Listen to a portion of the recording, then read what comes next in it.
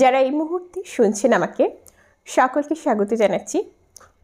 গত একটি ভিডিওতে আমরা কবি রবার্ট ফ্রস্টের মেন্ডিং ওয়াল কবিতাটি নিয়ে বিস্তারিতভাবে লাইন বাই লাইন পড়ে বুঝতে চেষ্টা করেছি এবং সামারিটা আমরা জেনেছি। এবং আজকের ভিডিওতে আমরা মেন্ডিং ওয়ালেরই হচ্ছে যে কিছু সিম্বলস নিয়ে আলোচনা করব। আপনারা যদি কবিতাটি খুব ভালোভাবে বুঝে তারপরে সিম্বলসগুলো দেখেন তাহলে ভালো হয়। তারপরেও সেটি আমরা আমাদের 4th ইয়ারের প্লে লিস্টে পেয়ে যাবেন কবিতাটি। এবং আমরা হচ্ছে যে আজকে যে সিম্বলগুলো আলোচনা করব তার জন্য সংক্ষিপ্তভাবে আমি যদি একটুখানি 2-1 লাইনে ধারণা দিই কবিতাটি সম্পর্কে। যে কবিতাটি এমন, এটা হচ্ছে কবি রবার্ট ফ্রস্টের ব্যক্তিগত জীবনের একটি ঘটনা নিয়ে তার সাথে অবশ্যই কল্পনার মিশ্রণ করেই উনি এই কবিতাটি লিখেছেন। তো কবি রবার্ট ফ্রস্টের একজন প্রতিবেশী ছিলেন। তিনি একটু প্রাচীন চিন্তা চেতনার মানুষ ছিলেন এবং তিনি তার একটা পাইন বাগান ছিল এবং কবির ছিল একটা অ্যাপল বাগান। দুই বাগানটা পাশাপাশি থাকায় কবির নেইবার সবসময় চাইতেন যে তাদের মধ্যে একটা ব্যারিয়ার বা একটা ওয়াল থাকুক, কিন্তু কবি সেই ওয়ালের বিরোধী ছিলেন। হ্যাঁ, কবি মনে করতেন আমাদের মধ্যে কোনো ওয়ালের প্রয়োজন নেই যেহেতু আমাদের দুজনের বাগানটা আলাদা আলাদা হচ্ছে ফসলের বাগান। তো সেক্ষেত্রে কবির হচ্ছে ব্যারিয়ার পছন্দ ছিল না এবং তার প্রতিবেশী মনে করতেন ভালো প্রতিবেশী তৈরি করতে একটা ভালো ব্যারিয়ার বা ভালো ওয়ালের প্রয়োজন রয়েছে। তো এই ছিল কবিতাটির সংক্ষিপ্ত একটুখানি ধারণা। তো আমরা এখন হচ্ছে আমার একটা নোট থেকে এর সিম্বলসগুলো পড়ব। এখানে টোটাল 4টা সিম্বল রয়েছে।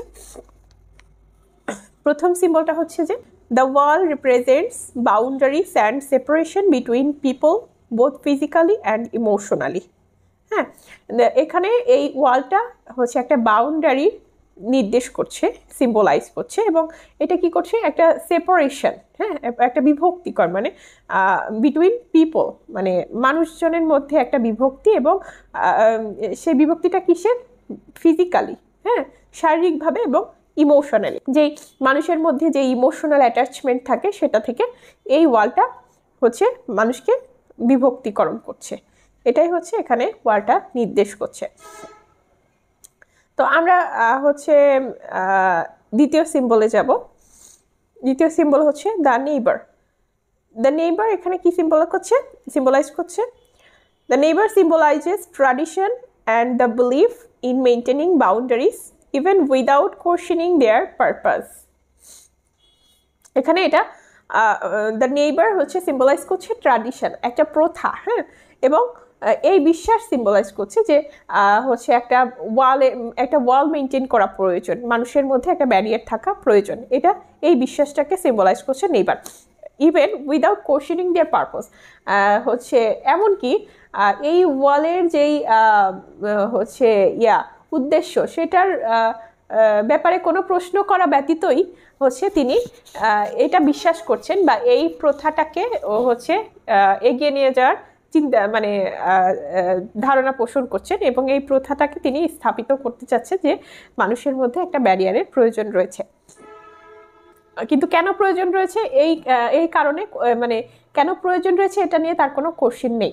এখানে আমরা দেখছি যে কবি হচ্ছে মডার্ন এজের একজন পোয়েট, 20th সেঞ্চুরি, এবং তার প্রতিবেশীও কিন্তু সেই একই এজে বিলং করছে, হ্যাঁ, কিন্তু তারপরেও আমরা দেখছি যে দুজনের চিন্তা ভাবনার যে বিস্তর পার্থক্য, হ্যাঁ, একেবারেই বিপরীত, ভীষণ অপোজিট চিন্তা ভাবনার মানুষ তারা দুজনেই, যদিও একই সোসাইটিতে এবং একই এইজে তারা বসবাস করছে, একই যুগে তারা বসবাস করছে, মডার্ন এইজে।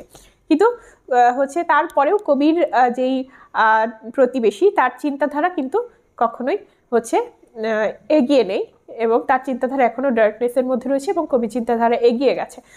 আমরা কিন্তু বলতে পারি না যে একটা মানুষ 1720 সালে জন্মগ্রহণ করেছে, তার চিন্তাধারা হচ্ছে খুবই অনগ্রসর ছিল, এবং আরেকটা মানুষ হচ্ছে 2024 সালে জন্মগ্রহণ করেছে, হচ্ছে তার চিন্তাধারা খুবই অগ্রসর হবে, এরকমটা কিন্তু আমরা বলতে পারি না। কারণ হচ্ছে এই ব্যাপারটা না হচ্ছে ভীষণ ইন্ডিভিজুয়াল চিন্তাভাবনা। হ্যাঁ, এটা কোনো কোন এইজে বা কোন যুগে জন্মগ্রহণ করছে কারা, এবং এই এজের সব মানুষের চিন্তাধারা এরকমটাই হবে, এরকমটা মনে করার কোনো প্রয়োজন নেই। হ্যাঁ, একজন 1720 সালে জন্মগ্রহণ করেও তার চিন্তাধারা হচ্ছে ভীষণ প্রগতিশীল বা ভীষণ হচ্ছে যে এগিয়ে থাকতে পারে। এবং কোনো মানুষ দেখা যাচ্ছে 2024 জন্মগ্রহণ করেছে, তার চিন্তাধারা কিন্তু বড় হয়ে হচ্ছে সেই একটু পিছিয়েও থাকতে পারে। হ্যাঁ, এটা পার্সন টু পার্সন আসলে ভ্যারি করে। তা আমরা একটা এইজের বা একটা যুগের প্রত্যেকের চিন্তাই যে এক হবে এরকমটা আমরা মনে করতে পারি না। যেমন আমরা যদি দেখি যে ফ্রান্সের দিকে, হ্যাঁ, তো ফ্রান্স কিন্তু একটা সময়ে শিল্প, সাহিত্য, হচ্ছে সংস্কৃতি, শিক্ষা সব দিক থেকেই ভীষণ এনরিচড ছিল। হ্যাঁ, তাদের চিন্তা চেতনা ভীষণ এনরিচড ছিল। এবং বর্তমানে আমরা কি দেখছি, মানে ফ্রান্স কিন্তু আগে হচ্ছে সাম্য, স্বাধীনতা, ভ্রাতৃত্ব, যে কারণে আসলে ফ্রান্স রেভলিউশনটা হয়েছিল, এটাকে ভীষণ প্রাধান্য দিত। হ্যাঁ, সেই সভ্য সমাজে তো ফ্রান্স একটা শিক্ষা, সংস্কৃতি, সভ্যতার একটা উজ্জ্বল দৃষ্টান্ত। হ্যাঁ, একটা নক্ষত্রের মতো একটা প্লেস ফ্রান্স। তো বর্তমানে আমরা কি দেখছি, ফ্রান্সে একটা অতি দক্ষিণ পন্থার কিন্তু উত্থান হচ্ছে ফ্রান্সে। হ্যাঁ, তো সেখানে তারা কি মনে করে, আমাদের হচ্ছে আমাদের বাউন্ডারিতে কেউ আসতে পারবে না, কারো আসার দরকার নেই, আমাদের দেশটা শুধু আমাদেরই। আধুনিক চিন্তাধারায় পোষণ করে যেই মানুষগুলো, তারা কিন্তু মনে করে যে হচ্ছে আমাদের পৃথিবীতে একজন জন্মগ্রহণ করলো তারপরেই কিন্তু সে পৃথিবীর সন্তান হয়ে গেল, সেটা একটা মানুষ হোক বা একটা প্রাণী, তার পৃথিবীর প্রত্যেকটা জায়গায় যাওয়ার স্বাধীনতা রয়েছে। হ্যাঁ, অগ্রসর যে চিন্তাধারা, এটাকে কিন্তু মানে এই চিন্তাধারায় কিন্তু মনে করা হয় যে পৃথিবীতে আসলে কোনো বাউন্ডারির প্রয়োজন নেই। হ্যাঁ, একটা মানুষ জন্মগ্রহণ করলো, তার ভিসা পাসপোর্টেরও প্রয়োজন নেই অন্য দেশে যাওয়ার। হ্যাঁ, একটা মানুষ জন্মগ্রহণ করলো মানে সে পৃথিবীর সন্তান, তার প্রত্যেকটা জায়গায় যাওয়ার রাইট আছে। হ্যাঁ, তো এরকমটা কিন্তু ফ্রান্সের এই অতি দক্ষিণ পন্থা এখন কি মনে করছে, তারা মনে করছে যে আমাদের দেশ শুধু আমাদেরই, এখানে অন্য কারো থাকার কোনো প্রয়োজন নেই, এরকমটা মনে করা হয় এখনো। হ্যাঁ, তো এখন তাহলে আমরা কি বুঝছি যে ফ্রান্সের আগের চিন্তাধারার থেকে এখনকার চিন্তাধারা কি খুব বেশি অগ্রসর হয়েছে না পিছিয়ে গেছে, কোনটা? আচ্ছা, যাই হোক, আমরা সেদিকে না যাই। আমরা হচ্ছে খুব বেশি মনে হয় অতিরিক্ত কথা বলে ফেললাম। যাই হোক, পড়ায় ফিরে আসি। এবার আমাদের হচ্ছে তৃতীয় যে সিম্বলটা রয়েছে সেটা হচ্ছে the stone. The stone represents the effort and work needed to maintain boundaries. হ্যাঁ, তো এখানে এই পাথর যেগুলো হচ্ছে আমরা কবিতাতে পড়ে এসেছি যে কোনোটা দেখতে বিভিন্ন আকৃতির, কোনোটা দেখতে রুটির মতো, আবার কোনোটা দেখতে হচ্ছে যে বলের মতো। হ্যাঁ, তো এগুলোকে মেনটেন করতে কবি আর তার হচ্ছে নেইবারের ভীষণ হার্ড ওয়ার্ক করতে হয়েছিল, তাদের হাতের আঙ্গুলগুলো রাফ হয়ে গেছিল। এবং এই পাথরটা এখানে কি সিম্বলাইজ করছে, এটা যে এফোর্টটা তারা দিয়েছিল, যে খাটনিটা তারা করেছিল, যে কাজগুলো তারা করেছিল এই বাউন্ডারিকে মেনটেন করতে, হ্যাঁ, সেটাকে নির্দেশ করছে। আমাদের ফোর্থ যেই হচ্ছে যে সিম্বলটা রয়েছে, সামথিং দ্যাট ডাজন্ট লাভ এ ওয়াল, এটা কি রিপ্রেজেন্ট করছে?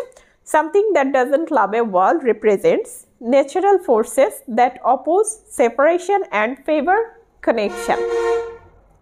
তো এটা এমন একটি ন্যাচারাল ফোর্সকে নির্দেশ করছে, প্রাকৃতিক যে এমন একটা শক্তিকে নির্দেশ করছে, অদৃশ্য শক্তি, যেটা হচ্ছে সেপারেশনের বিরোধী। হ্যাঁ, মানে বিভক্তিকরণের বিরোধী, এবং হচ্ছে এটা মানে কানেকশন তৈরি করার পক্ষে। হ্যাঁ, তো এই আমরা দেখেছি কবিতাতে যে এই ন্যাচারাল ফোর্স, এটা কিন্তু হচ্ছে আমাদের এই কবির যে ওয়ালটা ছিল, এই ওয়ালটার মাটির নিচের থেকে হচ্ছে এই মাটিকে স্ফীত করত, এবং হচ্ছে উপর থেকে সূর্যের তাপে পাথরগুলোকে গলিয়ে দিত।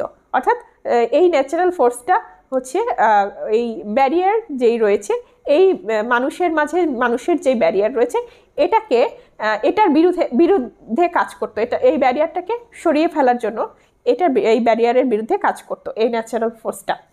তো আশা করছি এই ভিডিওটার পর, এবং আমরা যেই গত একটা বিস্তারিত মেন্ডিং ওয়ালের ভিডিও দিয়েছি, এই দুইটা ভিডিও দেখলে এই কবিতাতে আর কোনো ধরনের সমস্যা থাকার কোনো কথা নয়। ঠিক আছে, আজকে এই পর্যন্ত ছিল। ধন্যবাদ সকলকে।